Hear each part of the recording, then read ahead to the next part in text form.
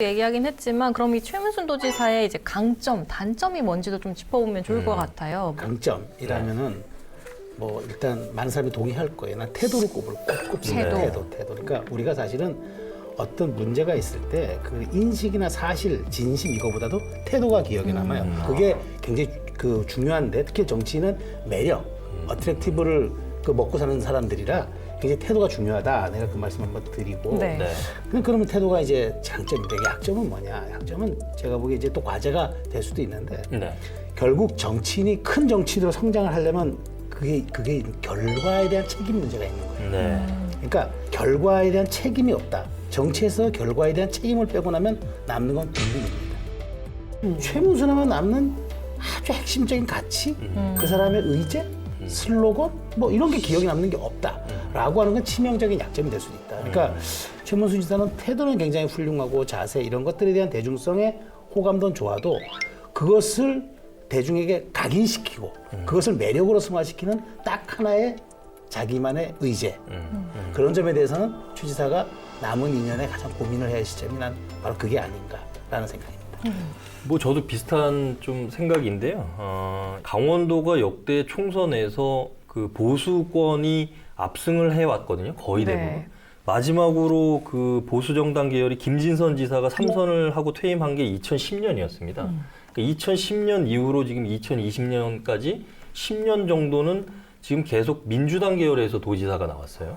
그러니까 강원도의 국회의원 정치 지형하고 또 자치단체장 정치 지형하고 봤을 때 물론 이제 2년 전에 지방선거에서는 민주당 계열이 압승을 했지만 그렇지만 그 전에 봤을 때 그런 위기, 그러니까 보수세가 강하다는 어떤 이런 자기의 핸디캡을 역량이라든지 이런 걸 친화력을 통해서 극복을 했다는 건 장점으로 볼 수 있는 것 같아요.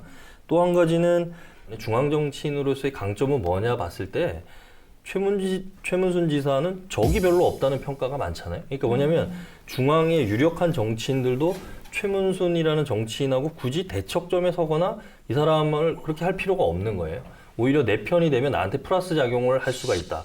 즉 뭐냐면 본인의 운신의 폭이 좀 넓을 수 있다는 거죠. 특정 뭐 예를 들어서 뭐 친노 계열이나 친문 계열이라고 얘기하는 어떤 특정 정파 또는 그 외에 또 민주당의 어떤 정파들하고도 폭넓게 어떤 상호작용을 할 수 있는 부분들. 이게 이제 장점으로 좀 볼 수 있는 건데 반면에 단점으로 저는 생각하는 게 지금 야권에서 원희룡 제주지사가 대선 출마를 공식화했죠.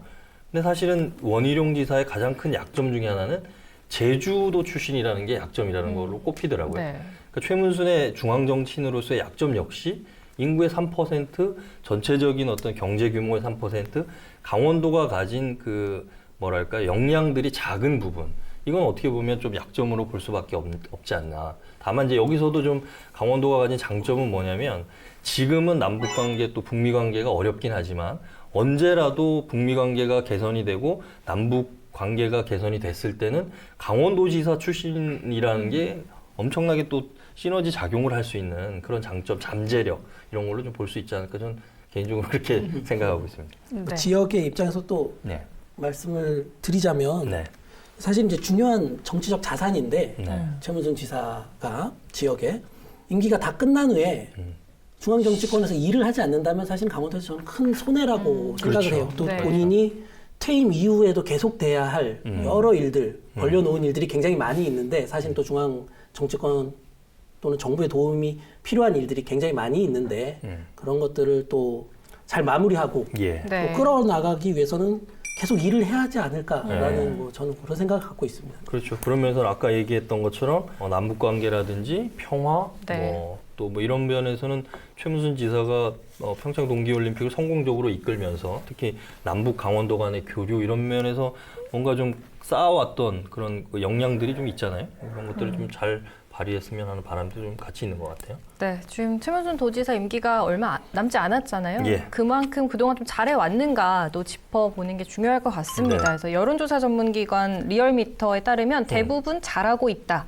어려운 강원도 상황에서도 선방했다라고 평가를 하고 있대요. 그래서 올해 4월 기준으로 한국 매니페스토 평가단에 따르면 공약은 A급, 추진률 88%라고 합니다. 뭐 성적은 그렇게 뭐 나쁘지 않은데 그만큼 뭐 그 정도로 주목은 받고 있지는 않은 것 같습니다. 최근에는 조금 떨어졌다는 그 여론조사도 좀 있더라고요. 그 광역자치단체장들 뭐 평가들을 했더니 뭐 지금 5등에서 9등인가 이렇게 좀 떨어졌다는 여론조사도 있던데 그건 아마 이제 최근에 그 레고랜드 관련해서 지금 여러 가지 국정감사에서도 좀 이슈가 좀 불거졌고 지금 강원도가 갖고 있는 여러 가지 현안 사업들 중에 상당히 좀 어려운 사업이 많습니다. 예를 들어서 알펜시아 매각 문제도 그렇고 레고랜드 같이 이게 대표적인 건데 또 남북 간의 교류 사업들 추진하던 거 또 강원 평화자치도 뭐 이런 것들도 사실 어려운 점이 많이 있거든요. 그러니까 그런 면에서는 아까 최 소장님이 지적했던 그러니까 뭔가 명확하게 딱 떨어지기에 성과를 거둔 것들,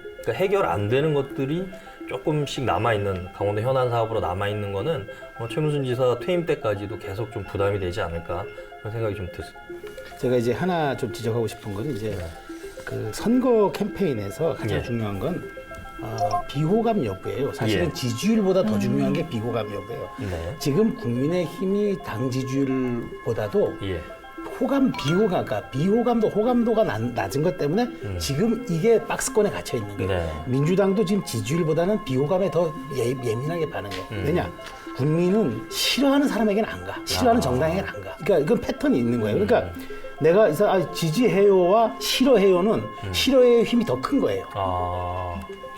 통합당, 국민의힘이 통합당 시절에 60%까지 비호감이 갔어요. 그때는 지지율조차도 20이 안 되는 거예요. 총선에서 그건 극명하게 나타난 거고, 그다음에 민주당도 이번 지지율은 크게 차이가 없는데 비호감이 이번에 데드크로스를 넘어갔어요.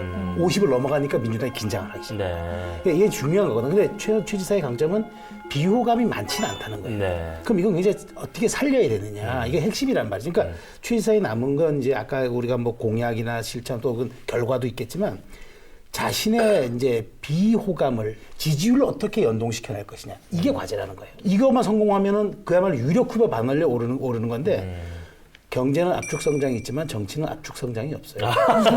서러운 만큼 가는 거니까 이게 힘든 과제이자 또 앞으로 본인이 또 헤쳐나갈 길이 될 겁니다.